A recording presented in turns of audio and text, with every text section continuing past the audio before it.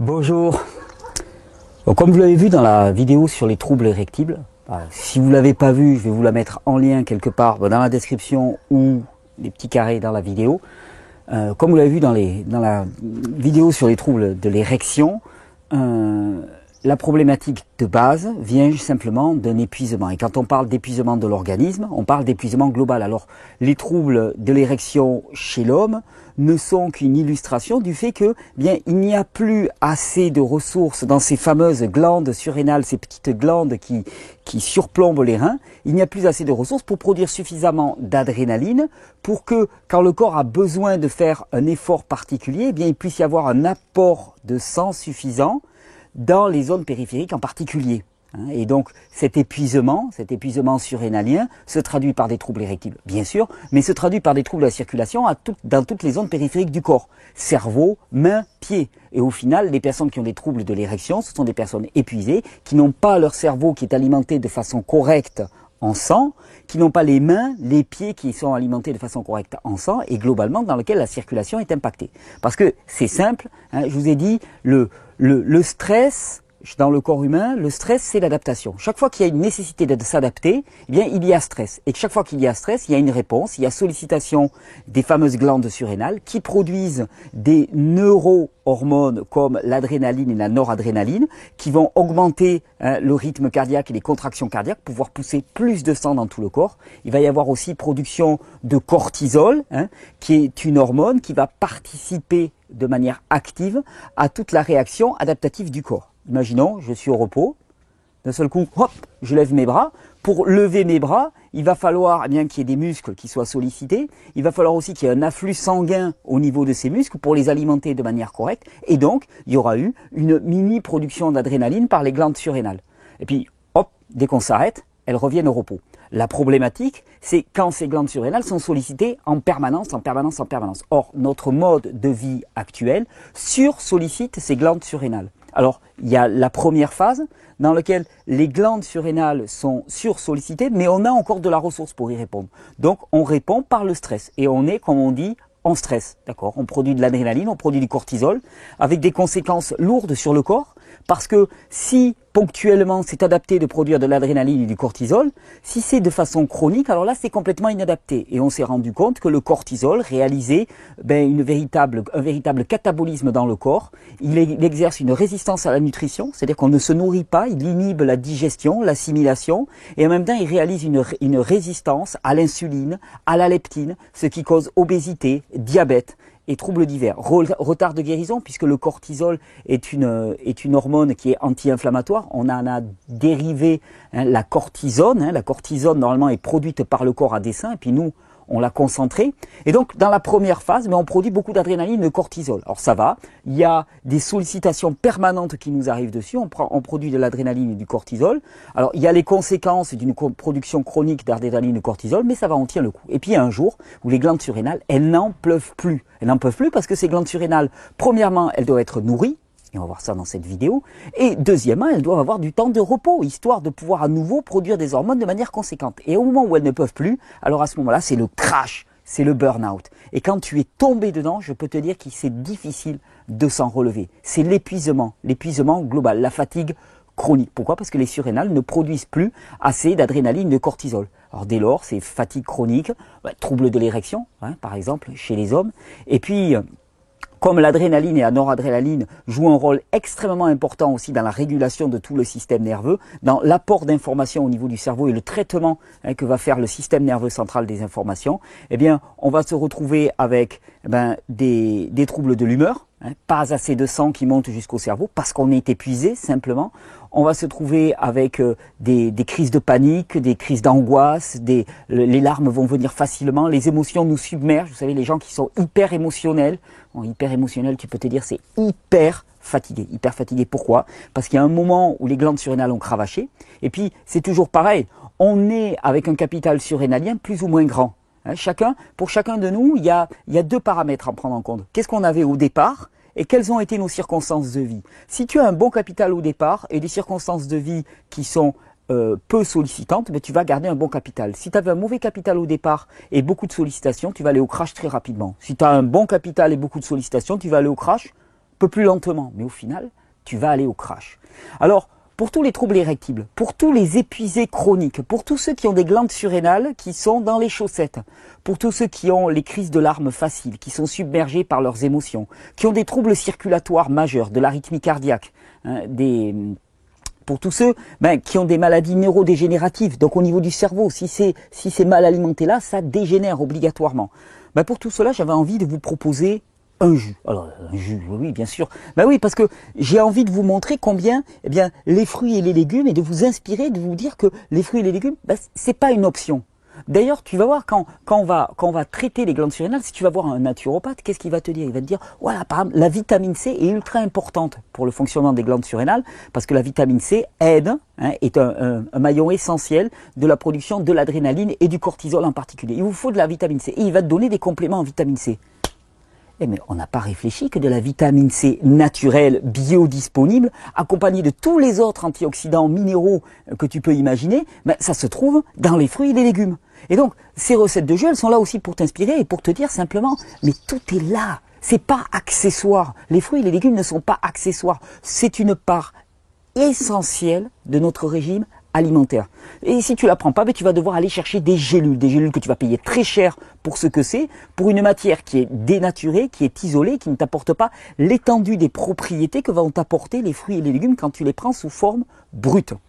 Et pourquoi est-ce que je les aime en jus? Parce que je sais qu'en jus, c'est une façon extraordinaire d'en prendre une bonne quantité dès le début de journée ou dès la fin de journée, ça dépend quand tu prends ton jus. Mais là, c'est l'assurance que tu as ton apport quotidien minimal en micronutriments essentiels pour le fonctionnement de ton corps. Les vitamines, les minéraux, les micronutriments ne sont pas une option. Ils sont essentiels pour tout le fonctionnement du corps. Alors, pour tous ceux qui ont des troubles érectibles, pour tous ceux qui sont épuisés chroniques, voilà le jus que j'avais envie de vous proposer. Je l'ai composé un petit peu ce matin en pensant à cette problématique. Et puis j'avais envie aussi de vous présenter un produit que j'ai pas trop inclus dans les jus et pourtant qui est extraordinaire, c'est le persil, une ode au persil. Parce que quand on pense plante pour la sphère rénale surrénale, moi je pense évidemment d'abord au persil. Le persil est extraordinaire. D'abord sur les reins, il favorise la diurèse, l'élimination par les reins, tous ceux qui font de l'œdème par exemple, parce que le fonctionnement rénal est impacté, ils n'arrivent plus à filtrer suffisamment l'eau. Tous ceux qui font de l'œdème, le persil est extraordinaire. Pour tous ceux aussi qui ont des calculs urinaires, je me souviens de l'histoire qu'on m'avait raconté d'un homme qui avait eu une crise de calcul urinaire très très douloureuse, qui devait se faire opérer et qui avait quelques jours avant son opération et qui s'est mis à boire du jus de persil. Alors du pur jus de persil à raison je crois de 30 à 40 centilitres, donc ça fait pas mal de paquets de persil, 30 à 40 centilitres de jus de persil par jour. Et là, c'est là où on voit l'avantage indéniable des jus. Parce que essaye de te manger 4 ou 5, 6, 7 bottes de persil comme ça, tu vas pas y arriver. Là, lui, il se l'est passé en jus. Le goût était un petit peu fort, mais il le buvait comme ça. Au bout de quelques jours, quand il est arrivé au moment de l'opération, l'opération n'a plus été nécessaire. Parce que les calculs, ils avaient été éliminés naturellement. Pour nettoyer, régénérer les reins, le jus de persil est extraordinaire. Et puis alors le persil aussi, il agit de façon extrêmement favorable sur la reconstruction des glandes surrénales. Littéralement, sur la nourriture des glandes surrénales. Ça nourrit les glandes surrénales et ça leur permet de retrouver cette capacité à produire naturellement de l'adrénaline et du cortisol. Alors attention, entendons-nous bien. Il ne faut pas croire qu'avec un jus de persil, si tu continues ta vie à 200 à l'heure qui ne respecte pas les besoins physiologiques de ton système nerveux, tu vas pouvoir compenser. Il ne faut pas se leurrer. Par contre, si tu fais attention à ton mode de vie, à ton rythme de vie, que tu es un peu plus attentif à tes besoins réels, à ton besoin aussi de repos, parce que la vie est équilibre, et que, en plus tu prends du jus de persil, ça va favoriser la régénération de tes glandes surrénales. On dit du persil que c'est une plante tropho-restaurative des glandes surrénales, un petit peu comme la graine d'ortie, il y a peu de plantes qui sont tropho-restauratives des glandes surrénales. Tropho-restauratives, ça veut dire qu'elles vont avoir la propriété de littéralement reconstruire la glande au sens matériel du terme. Quand les glandes ont été attaquées par l'acidité, par l'épuisement, à ce moment-là, ces plantes tropho-restauratives vont aider à la reconstruction. Et ça, c'est juste le simple persil. Alors là, je vous ai sorti du persil. Là, c'est pas du persil normé d'épicerie. Ça, c'est le premier persil de l'année que je suis allé cueillir au jardin, avec un parfum extraordinaire. Alors, juste une remarque concernant le persil. Bon, premièrement, c'est une plante ultra active. Tu sais, on parle toujours d'herbes médicinales. Ça me fait rigoler. On va en parler des plantes médicinales. Mais le persil, c'est une plante médicinale. Ben, d'ailleurs, la kale aussi, qu'on va inclure dans ce jus. Et le brocoli aussi, c'est une plante médicinale. Parce que toutes les plantes sont médicinales. Parce que toutes les plantes aident à la régénération du corps. De toute façon, globalement, si tu fais un distinguo dans les classes alimentaires, tu as les produits de dégénérescence et les produits de régénérescence. Les produits qui vont participer à la régénération, c'est-à-dire apporter des éléments nutritifs qui vont permettre au corps de se reconstruire à partir de ces petites briques, ce sont des produits qui sont médicinaux, puisqu'ils permettent la reconstruction. C'est pas eux qui vont le faire. C'est pas le persil qui va te reconstruire. Simplement, le corps va prendre à partir de son énergie nerveuse les éléments nutritifs du persil pour reconstruire les glandes surrénales. En ce sens-là, tout est médicinal, sauf qu'il y a des choses qui sont plus médicinales que d'autres. Pourquoi? Parce qu'il y a des produits qui ont gardé l'intégralité de leur principe actif. Et donc, on est médicinal qu'à l'échelle de la qualité de nos principes actifs. Le persil est très très riche en principes actifs. Et donc, en ce sens-là, c'est une plante extraordinaire pour favoriser la reconstruction de la sphère surrénalienne rénale. Petite remarque, le persil est un fluidifiant sanguin. Alors attention, pour les femmes qui sont en période de règles, de menstruation, le persil peut amener à des règles abondantes. Donc il vaudrait mieux le prendre juste après les règles, plutôt si vous devez vous faire une cure de persil, que avant les règles. Et puis les gens qui ont le sang extrêmement fluide, qui ont tendance à faire beaucoup d'œdème et tout, attention, y aller doucement avec le persil, peut-être ne pas commencer par le persil. C'était la seule restriction. Alors dans ce jus, donc j'ai mis du persil. Ensuite, je vous ai dit, il faut de la vitamine C pour nourrir ces fameuses glandes surrénales et permettre une érection solide et qui dure, permettre que le sang arrive au cerveau, arrive aux extrémités, permettre que ces glandes surrénales elles aient du ressort. Quand il faut s'adapter, quand d'un seul coup, il faut partir, qu'elles puissent produire cette adrénaline qui va vous permettre de réagir dans l'instant. La vitamine C, on peut aller la chercher dans un bon nombre de produits. Le plus simple, c'est d'aller chercher dans les produits naturels. Alors, vitamine C, on pense immédiatement orange. Donc effectivement, j'ai mis des oranges. Et puis le jus, comme vous allez voir, il y a de la betterave. Je vous ai placé ma betterave, ma betterave adorée.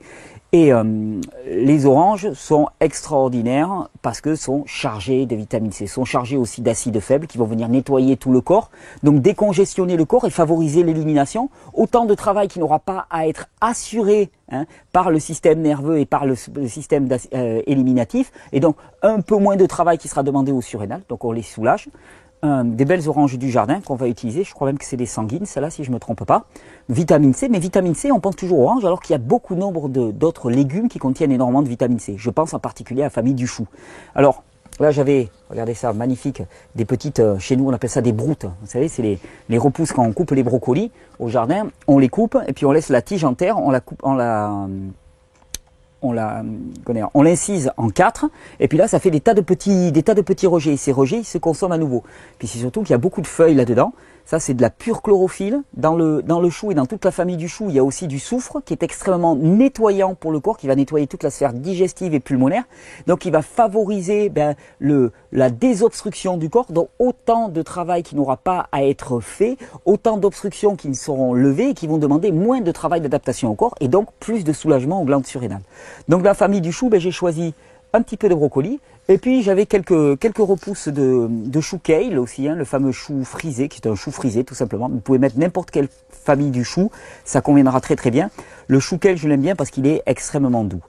Alors à côté de ça, qu'est-ce qu'on va avoir? On va avoir ma fameuse betterave. Parce que dès qu'on parle du sang, d'apport sanguin, obligatoirement moi je pense betterave. Pourquoi? Parce que la betterave, elle participe au nettoyage du foie, elle favorise la production de globules rouges dans le sang, donc on va avoir un sang beaucoup plus riche. La betterave, elle a aussi une action extrêmement favorable sur les glandes surrénales, en particulier dans la production de cortisol, d'aldostérone et de testostérone, donc les hormones qui sont produites par la partie externe, la partie corticale des glandes surrénales. Vous savez, dans les glandes surrénales, il y a la partie corticale qui produit cortisol, aldostérone, testostérone, oestrogène, prégnénolone.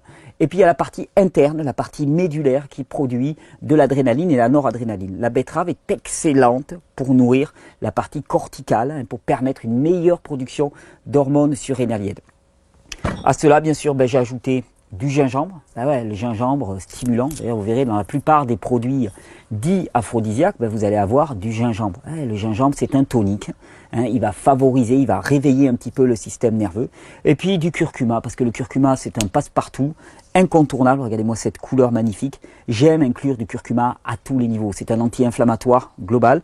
Dans ce jus, ben, il va jouer un rôle général, au sens où de toute façon l'épuisement n'est jamais un problème juste d'une glande. C'est pas parce que tu as ta glande surrénale qui est fatiguée, c'est globalement tu as tout ton corps qui est fatigué. La glande surrénale étant la glande qui va témoigner de cet épuisement. Donc voilà de quoi se faire un jus magnifique. On va commencer par les oranges. Je voulais vous montrer à nouveau comment on défait des oranges, enfin comment je défais des oranges. Je garde, l'avantage de le faire à l'extracteur de jus, c'est que je peux garder toute la petite peau blanche qui est chargée en principe actif, qui est chargée en principe astringent, qui va faire bouger le système lymphatique. Donc hop, je la scalpe comme ça. Oh, regardez-moi cette couleur, waouh! C'est parfum. Une petite orangée là qu'on a à la maison. Voilà. Compost, première orange. Alors regardez, quand on parle de richesse, je la goûte quand même. Richesse en antioxydants. Regardez-moi cette couleur. Faire de même avec la betterave. Donc on coupe mon orange en quartier. Donc là à peu près j'ai 2 oranges. 2 petites oranges, elles ne sont pas énormes. Je coupe ma betterave. Alors elle aussi, regardez cette couleur. Très riche en antioxydants, en principe actif. Les quantités sont indicatives. C'est chaque fois à chacun d'adapter. Pour le persil, je vous dis allez-y doucement au début. Allez, là on va commencer avec une betterave, 2 petites oranges,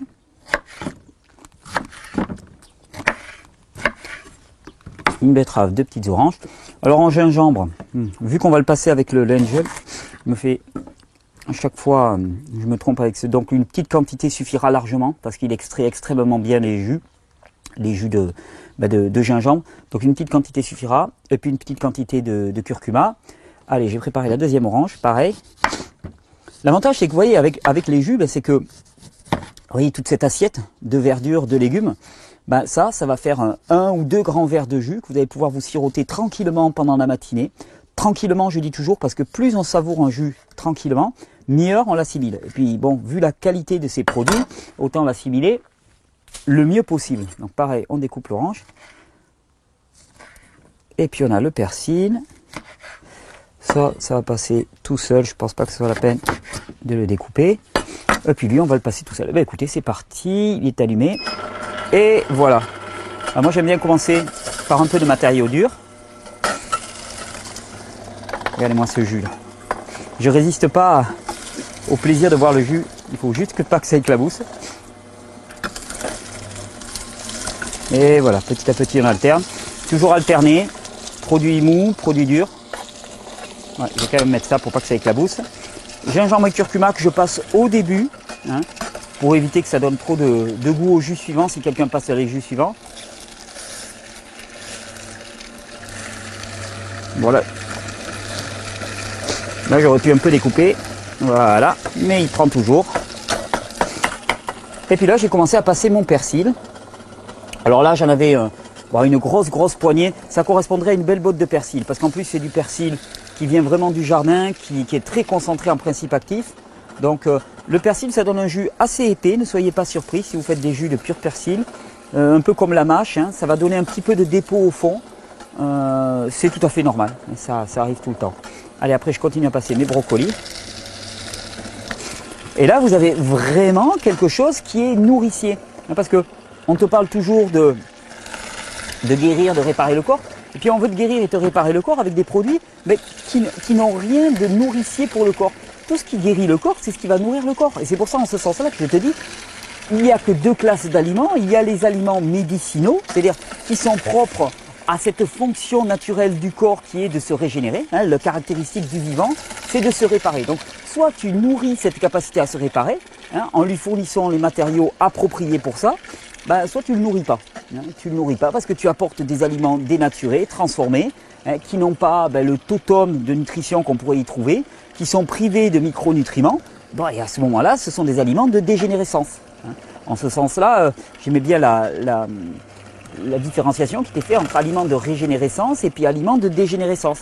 Ben, aliments de régénérescence, les fruits et les légumes. Poussés sur des terroirs. Hop là. Poussés sur des terroirs riches, hein, ça c'est la priorité. Tiens, j'ai oublié de mettre le brocoli. Donc ça passer les petites broutes de brocoli. Alors le brocoli, c'est comme le persil, hein, au début à doser doucement. Le chou kale est plus doux au goût si vous devez le faire pour des enfants, par exemple. Alors vous allez me dire, oh non mais les enfants, ils n'ont pas de problème de surrénal. Alors les enfants qui naissent maintenant, ils sont tous épuisés. Pourquoi? Parce que depuis la fin des années 2000, ou la moitié des années 2000, on a eu la bonne idée de mettre en place tout un réseau de grille-pains, hein, destinés à communiquer les uns avec les autres. Et que les enfants qui naissent maintenant, ben, ils sont nés en étant bombardés, hein, de ces ondes électromagnétiques. Hein. Et qu'à ce niveau-là, il n'y a pas de choix de société, ils nous sont imposés et nous, on les accepte parce qu'on est accro, on est tenu par ces moyens de communication, mais qu'en même temps, ça a un impact très très lourd sur le système nerveux. Et oui, les enfants qui naissent maintenant, eh ben, ils naissent avec des systèmes nerveux qui sont impactés. Donc si vous le faites pour des enfants, mettez plutôt peut-être du chou kale, qui sera plus doux dans un premier temps. Et ben voilà, regardez ça. Allez, 3 minutes, 4 minutes, mon jus est fait. Ah, j'ai bien... Alors regardez, ça c'est l'intérêt, hein, toutes les fibres, hein, qui ne sont pas solubles. Alors, c'est important d'avoir des fibres dans son alimentation, mais le reste de la journée, vous allez manger. Donc ça, c'est un plus, hein, c'est un surajout, hein, qu'on va pouvoir apporter. Hop. Et voilà ce jus. L'avantage de mettre la betterave, c'est qu'on ne voit pas la couleur verte. Alors pour les enfants, c'est toujours plaisant. Voilà, la couleur dénote la richesse en micronutriments. Je sais que je ne filtre pas avec l'Angel, c'est pas la peine, c'est tellement fin comme jus qu'il n'y a pas besoin de filtrer. Avec un autre extracteur, je filtrerai. La richesse en micronutriments, eh bien, la couleur en témoigne. J'aime beaucoup, moi, l'équilibre entre orange, persil. D'ailleurs, je me souviens m'être fait déjà des jus orange persil. Alors là, vous voulez un jus pour booster les surrénales, vous pourriez vous faire aussi orange persil. C'est un peu fort. C'est pas un jus par lequel on pourrait commencer, hein, parce que ça fait vraiment beaucoup de principes actifs. Là, tout de suite, ben, le persil est en moindre quantité, ça fait un bon équilibre. Mais comprenez bien que rien ne remplacera le repos naturel. Hein. Et le problème, c'est que notre mode de vie actuel, ben, impose un stress permanent à l'organisme. Et ce stress, ben, il est lié au rythme de travail, hein, donc à l'absence de rythme de repos. Il est lié aussi, par exemple, à ces fameuses ondes électromagnétiques. Le fait d'être baigné, hein, dans un brouillard électromagnétique, ben, fait que notre système est en stress permanent. Le fait d'avoir un téléphone, d'être au milieu de réseaux Wi-Fi qui se croisent, ça crée un stress permanent pour l'organisme. Le fait aussi que notre air soit pollué crée un stress permanent pour l'organisme. Et tout ça, ça se surajoute pour créer un stress total et permanent. Alors, en permanence, nos glandes surrénales, elles travaillent. Notre système nerveux sympathique est sursollicité. C'est pour ça qu'il est essentiel de se réserver vraiment des moments de coupure. Hein, avoir des zones où on peut s'isoler, et s'isoler de ce stress, de ces sollicitations permanentes. Parce que sinon, au final, on finit complètement rincé. Trouble de l'érection. Ça, c'est une manifestation, certes désagréable, mais pas vitale, quoique. Mais c'est surtout, je vous dis, que le sang ne circule plus et que les zones périphériques, notre cerveau en premier lieu, ben, n'est plus alimenté de manière adéquate. Et il s'agit là encore ben, d'en prendre connaissance, d'en prendre conscience et de changer son mode de vie, changer sa façon de faire.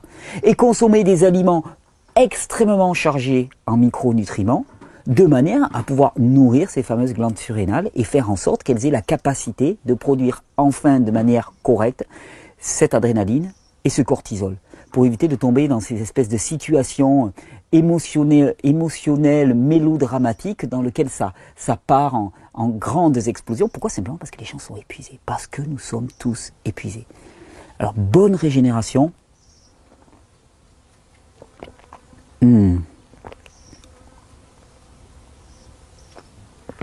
Et le dosage, il était, excusez-moi pour la couleur, il était parfait. Des fois, quand je fais des vidéos comme ça, des fois je surdose un petit peu. Je suis pas habitué à faire des petites quantités. Alors, pour les vidéos, je fais des petites quantités. Mais là, vous pouvez vous appuyer sur la quantité. C'est délicieux. Absolument délicieux. Allez, on se resserre ça. Je vous renvoie vers la vidéo sur les troubles érectibles, qui n'est qu'une illustration de l'épuisement général. C'est le temps de changer. Oh là, j'étais en train de ranger, puis je me suis dit, mais j'ai oublié ce que j'ajoute à chaque fois dans les jus. Donc, quand on parlait de plantes médicinales, je vous parlais du persil, par exemple, qui est une plante archi-concentrée. Effectivement, pour les glandes surrénales, il y a aussi des plantes médicinales qui vont faire un bon effet. Moi, j'aime bien utiliser, vous savez, les compléments de chez ABC de la Nature. Et par exemple, là, il y avait le mélange glande endocrine, il y a le mélange glande surrénale aussi, que j'aime énormément. Parce qu'ils contiennent des plantes qui sont dites régénératrices pour les glandes surrénales, qu'on dit adaptogènes. Donc en particulier l'astragale, le leutérocoque par exemple, le persil qu'on va retrouver dans le mélange glande endocrine. Il y a le mélange glande endocrine, il y a le mélange glande surrénale. Moi j'aime bien utiliser les deux. Là j'ai le glande endocrine sous la main, j'en mets 2-3 cuillères dans mon jus. Hop, voilà, et ça se mélange très très bien. Pour les reins, vous avez aussi le mélange rein et rate qui marche très très bien. Et puis, comme on parlait de microcirculation et de circulation au niveau du cerveau, d'alimentation du cerveau, moi, il y a un mélange qui est incontournable pour moi, qui s'appelle cerveau et système nerveux, qui contient de l'astragale encore, de la Centella asiatica, qu'on appelle gotucola. Celui-là, je le mange même à la petite cuillère, tellement je le trouve bon. Et puis le leutérocoque et du ginkgo biloba. Là aussi, fabuleux pour favoriser la microcirculation cérébrale. Il faut bien comprendre que cette question des plantes médicinales est une fausse question. Toute plante qui a gardé un certain nombre de principes actifs est une plante médicinale. Il y en a qui sont sauvages, qui ont gardé l'intégralité de leurs principes actifs, mais tout est médicinal. Ce qui va rendre une plante médicinale, c'est le terroir sur lequel elle va pousser, et c'est sur son caractère le plus sauvage possible. Plus elle est sauvage, plus elle va être chargée en principes médicinaux. Hop, j'ai pas de quoi mélanger là, je vais mélanger avec ça.